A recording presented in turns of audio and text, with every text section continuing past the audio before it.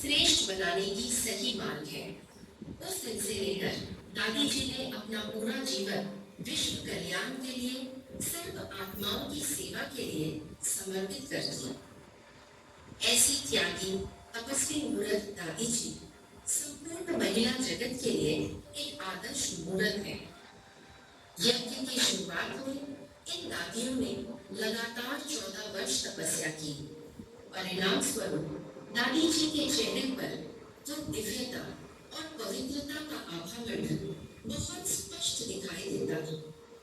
बाल्यकाल से ही दादी जी को स्वयं परमात्मा से दिव्य दृष्टि का वरदान प्राप्त था।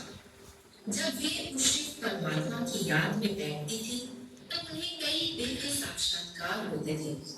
आने वाली सदियों की दैवी दुनिया के कई दृश्य वो देख पाती थी। वहां के राज दरबार, हीरे जवाहरात से सजे हुए सोने के महल, देवी देवताओं का श्रृंगार सजावट और वहां की